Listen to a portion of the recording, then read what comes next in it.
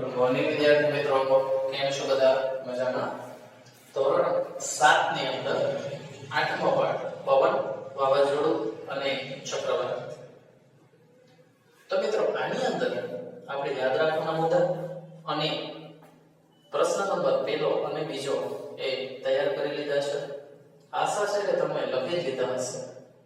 રોજનો રોજ હોમવર્ક કરશો તો કદી કંઈ પણ વાંધો નહીં આવે, પરંતુ જો હોમવર્કમાં આળસ કરશો તો તકલીફ પડશે. આ વસ્તુ મગજમાં રાખજો મિત્રો. તો ચાલો આજે શરૂઆત કરીએ પ્રશ્ન નંબર 3 થી.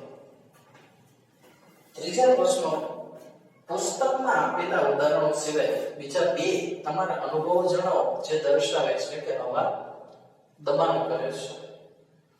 આપણે જોયું કે હવા છે દબાણ કરે છે મિત્રો. વધારે દબાણથી ઓછા દબાણ તરફ એ ગતિ કરે છે.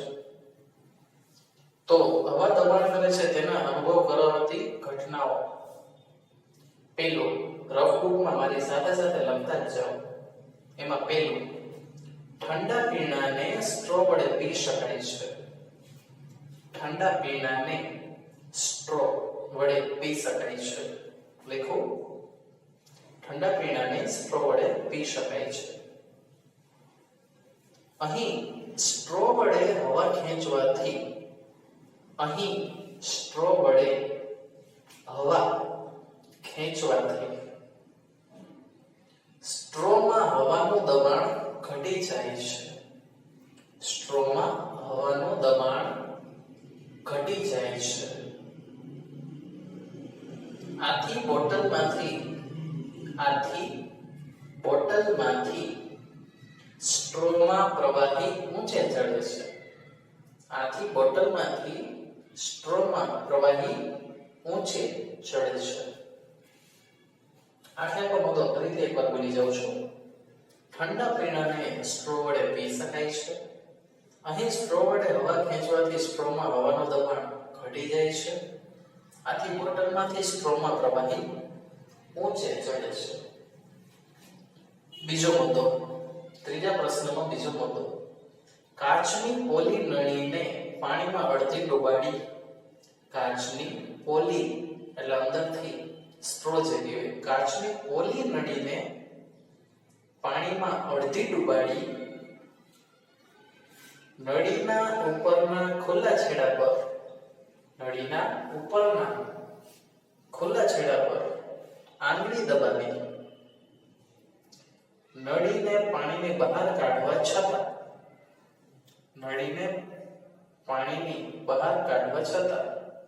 નળીમાંથી પાણી નીચે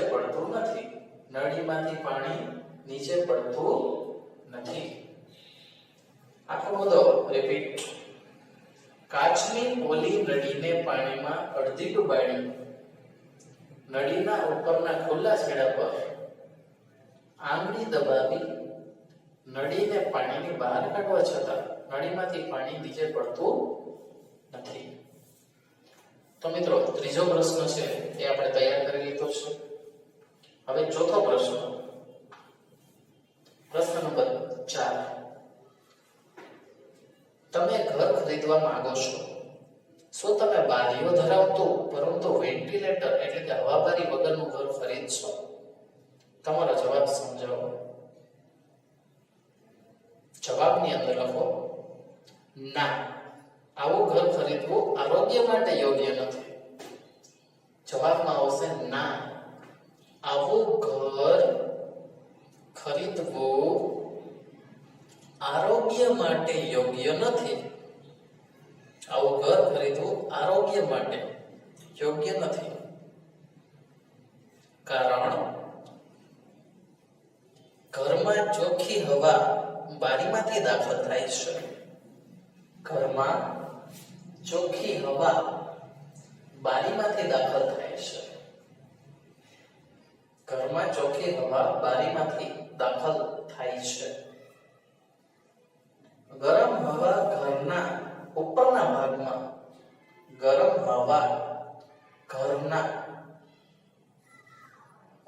ભાગમાં આવેલા વેન્ટિલેટર દ્વારા બહાર નીકળી જાય છે. ગરમ હવા ઘરના ઉપરના ભાગમાં આવેલા વેન્ટિલેટર દ્વારા બહાર નીકળી જાય છે અને તેની જગ્યા લેવા બારીમાંથી હવા ઘરમાં દાખલ થાય છે. બારીમાંથી હવા ઘરમાં દાખલ થાય છે. આમ થતા હવાની અવરજવર ચાલુ રહે છે. આમ થતા હવાની અવરજવર શું છે? ચાલુ રહે છે. આમ થતા હવાની અવરજવર ચાલુ રહે છે. એટલું લખો. આમ ઘરમાં બારી અને વેન્ટિલેટર બંનેનું હોવું જરૂરી છે. આમ ઘરમાં બારી અને વેન્ટિલેટર બંનેનું હોવું જરૂરી છે. આખો જવાબ એકવાર ફરીથી રિપીટ કરી લઈએ. ઉત્તરમાં લખો, ના, આવું ઘર ખરીદવું આરોગ્ય માટે યોગ્ય નથી. કારણ ઘરમાં ચોખ્ખી હવા બારીમાંથી દાખલ થાય છે.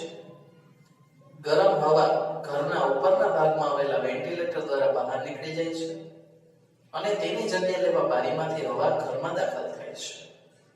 આમ થતા હવાની અવરજવર ચાલુ રહે છે. આમ ઘરમાં બારી અને વેન્ટિલેટર બંનેનું હોવું જરૂરી છે.